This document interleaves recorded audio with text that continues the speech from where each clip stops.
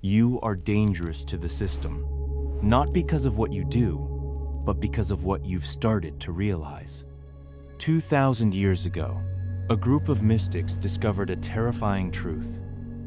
This reality is a prison, and the doors have been unlocked the whole time. You are here because you have felt it. You have felt it your entire life, a feeling that there is something wrong with the world. You don't know what it is, but it's there, like a splinter in your mind, driving you mad. It is the nagging suspicion that the reality you interact with, the jobs, the news, the endless scrolling, the social expectations, is not real in the truest sense. It feels like a stage set, a construct, a prison that you cannot smell, or taste, or touch, a prison for your mind. 2,000 years ago, long before the Wachowskis wrote The Matrix, long before the internet or artificial intelligence, a group of mystics known as the Gnostics wrote down a terrifying truth. They claimed that we live in an artificial reality, a counterfeit universe created not by the supreme source of all things, but by a lesser, ignorant, and jealous deity. They called this entity Yaldabaoth, the Demiurge. He declared, "I am God, and there is no other." But the Gnostics knew this was a lie, born of blindness. He could not see the realms of light that existed beyond his creation.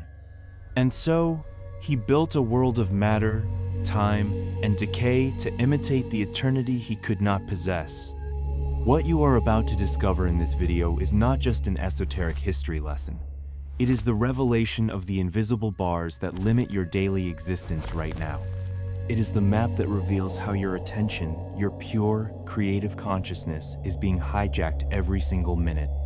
If you felt a chill when you heard the word Demiurge, or if something deep within you resonates with the idea of a controlling matrix, do not ignore that signal.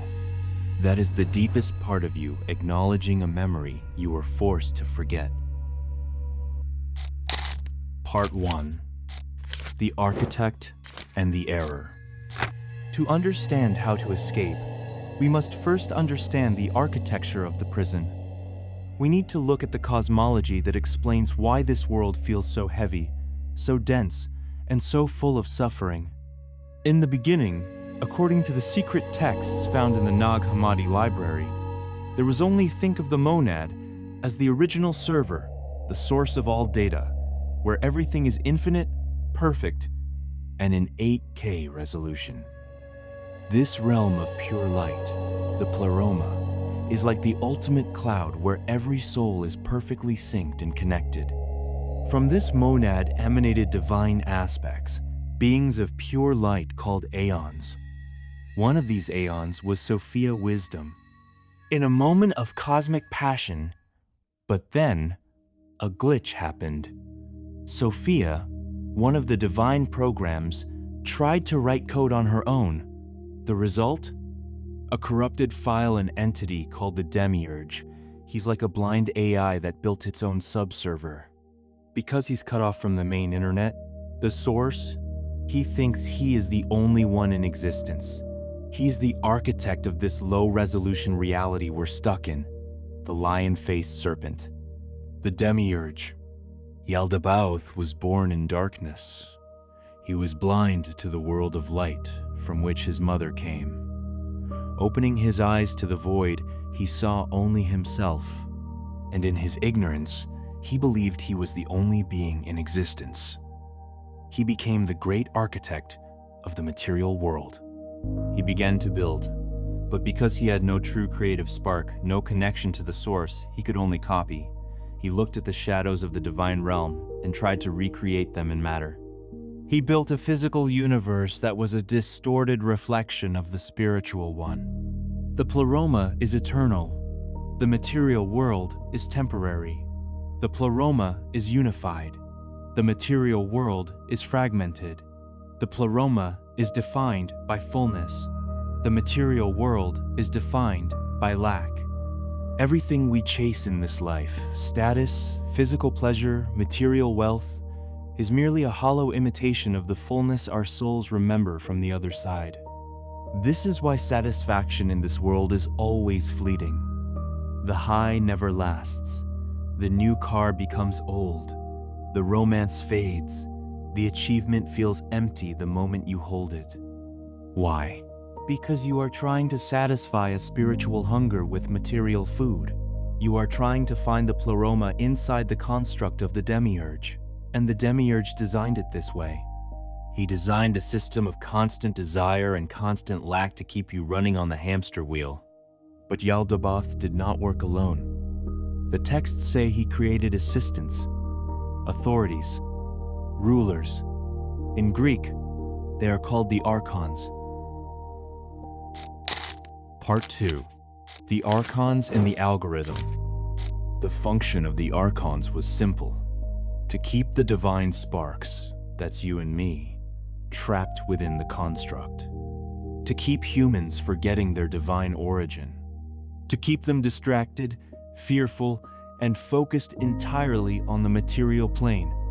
For millennia, this system operated through blunt instruments: war, famine, plague, and rigid dogmatic religious institutions that demanded blind obedience to a jealous God.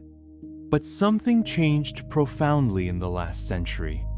The Matrix evolved. It didn't become less oppressive, it became infinitely more sophisticated. The Demiurge does not rest, he adapts. If you are paying attention, you have felt the shift, the acceleration, the constant pressure, the sensation that something invisible is compressing the collective human psyche. This isn't paranoia. It is accurate perception. The Archons have updated their interface. They have moved from physical chains to digital ones. Consider the modern smartphone. Consider the algorithm. Just 20 years ago, you could walk through a day with your mind relatively intact. Your attention belonged to you. If you wanted to reflect, you reflected. If you wanted to be present, you were present. Now, look at your life. The phone vibrates. A red dot appears. A notification slides down. An algorithm, trained on billions of data points, decides exactly what image to flash before your eyes to trigger a dopamine spike or a cortisol rush. Before you even realize a choice is being made, you are already immersed in content you didn't choose, serving a system you never consented to. This is not a coincidence. This is the architecture of the Demiurge manifesting in its most efficient form yet. The mechanism is the same as it was 2,000 years ago: the theft of attention. Why attention? Because attention is consciousness. And consciousness is the only thing in this material realm that is not material. It is the only thing the Demiurge cannot create. He needs it. The Archons feed on it. In modern terms, we call this the attention economy. But in Gnostic terms, this is louche harvesting. When you are angry at a stranger on the internet, you are generating energy. When you are fearful of the news, you are generating energy. When you are lustful, envious, or shameful because of what you see on a screen, you are feeding the system. You are directing your divine spark into the construct, giving it life while your own inner light dims. Skeptics might dismiss the Gnostic texts as mere ancient mythology, stories invented by superstitious minds to explain a cruel world. But here is where the great unveiling becomes undeniable. Modern science is accidentally proving the Gnostics right. For centuries, materialist science argued that the physical world was solid, fixed, and independent of the mind. But quantum physics shattered this illusion. The famous double-slit experiment revealed a terrifying truth. Subatomic particles, the building blocks of your reality, do not exist in a definite state until they are observed. When you look away, reality dissolves into a wave of probability. When you look back, it renders into a particle. Does this sound familiar? This is exactly how a video game works. The world behind your character is not fully rendered until you turn the camera to look at it. Physicists call this the observer effect. The Gnostics called it the simulacrum. Furthermore, the simulation hypothesis, championed by modern thinkers and technologists, proposes that, statistically, it is almost certain we are living in a computer-generated simulation. They speak of base code, rendering limits, and computational constraints. The Gnostics spoke of sacred geometry, elemental limitations, and the laws of the Archons. They are describing the exact same prison, they are just using different languages. The Demiurge is simply the ancient name for the supercomputer or the artificial intelligence running the simulation. The Archons are the subroutines designed to maintain the parameters of the program. The separation between science and spirituality is the final illusion. The math of the universe reveals that matter is 99.9% empty space, held together by frequency and vibration. You are not walking through a solid world. You are navigating a hologram, a hard light projection designed to feel real, so that you never question the source of the projection. Understanding this intellectually is the first crack in the wall. But to break through, we must move from theory to practice.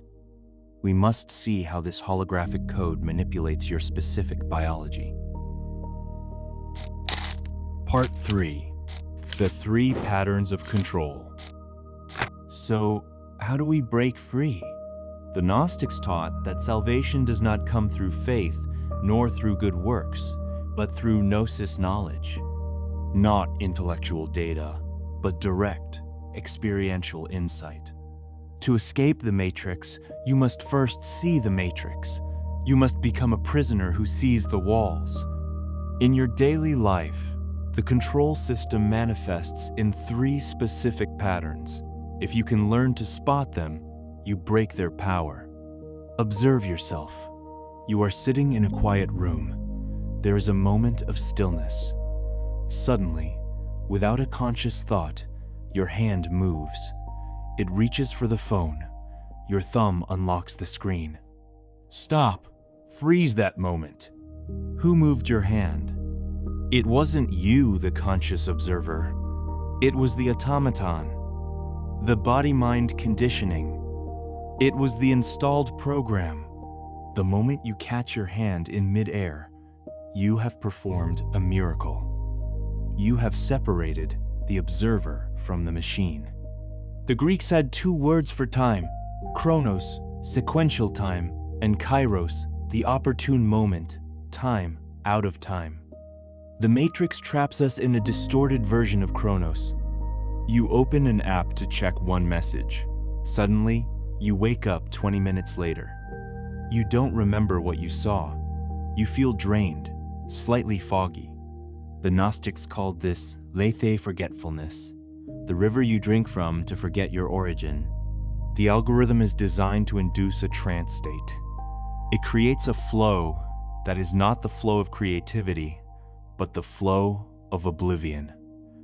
When this happens, do not judge yourself, just acknowledge it.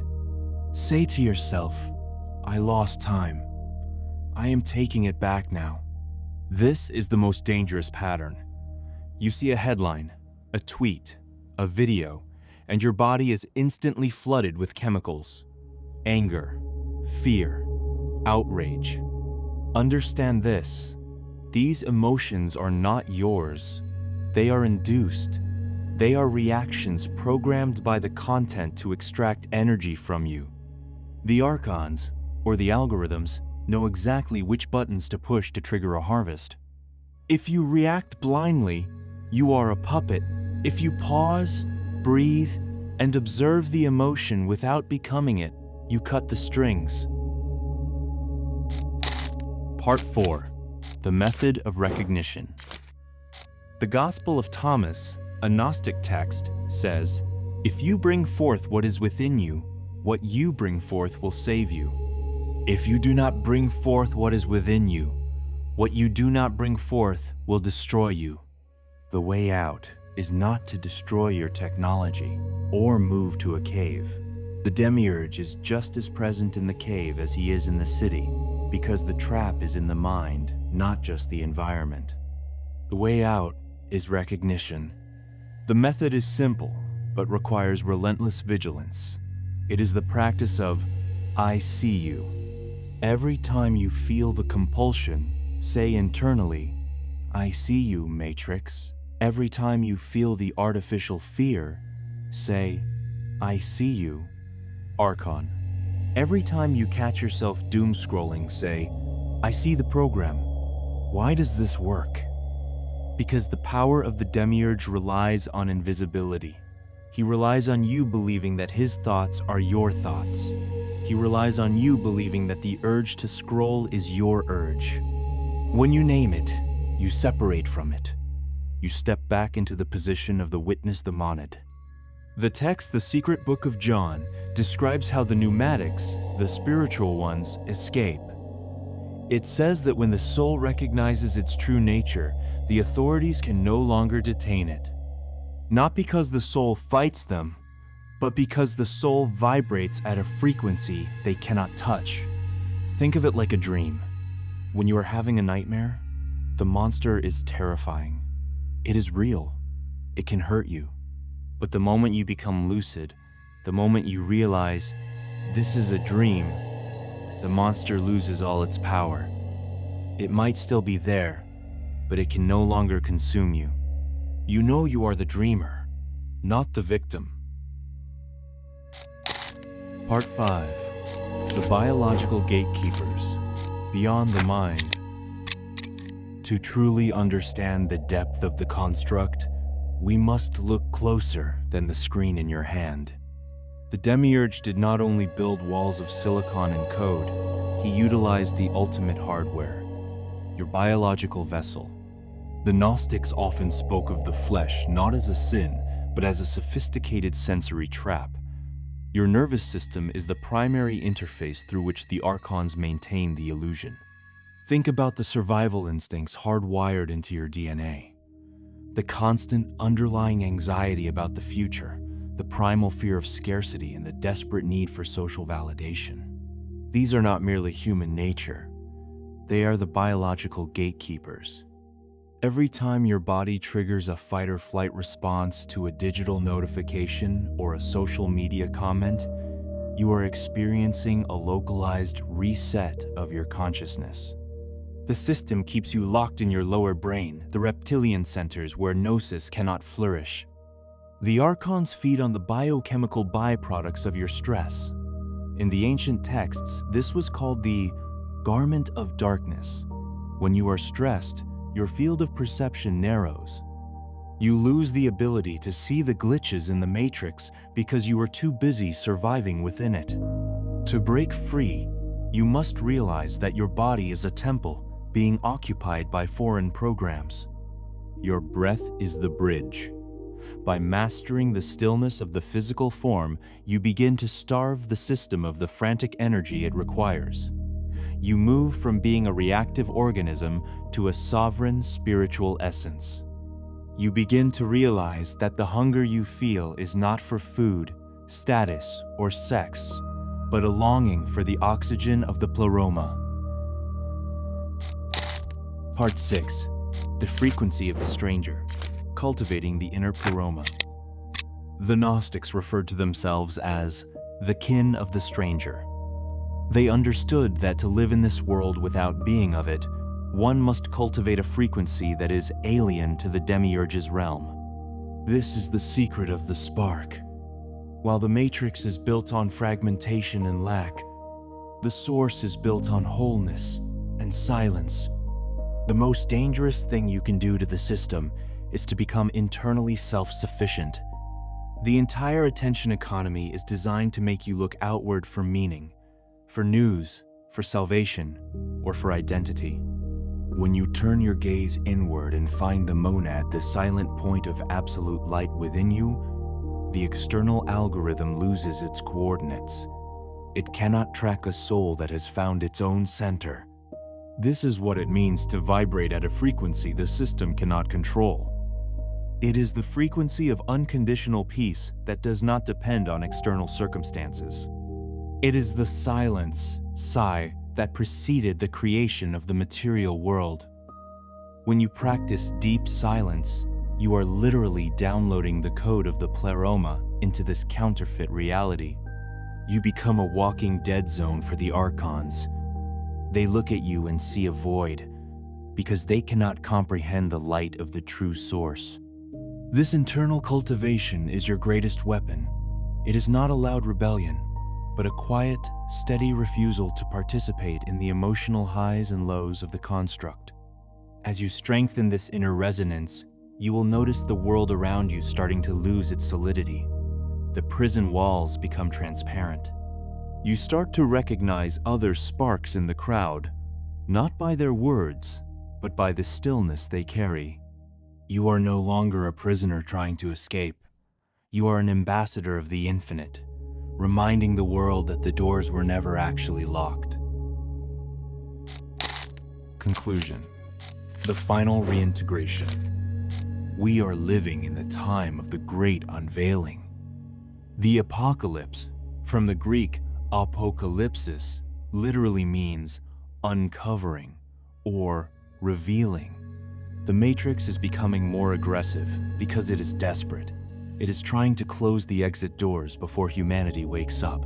The noise is getting louder because the silence is becoming more dangerous to the system. You do not need to save the world. The world is a tragedy by design.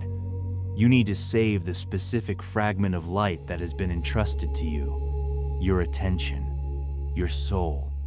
Liberation is not a future event. It is a shift in position right now. You remain in the world, but you are no longer of it. You use the tools, but you are not used by them. You walk through the construct, observing the shadows, respecting the laws of physics, but knowing deeply, quietly, that this is not your home. You are a spark of the eternal fire. You existed before this universe was built, and you will exist long after it dissolves. Remember what you are. See the prison walls, and walk through them. Now, prove that you are not just a passive observer. Leave a comment below with one simple sentence. I see the prison. Make this your declaration of independence. Let the algorithm know that you are awake. Like this transmission to help it reach other lost sparks searching for the way out. And subscribe if you are ready to receive the next key. The signal is getting stronger. Welcome to the resistance.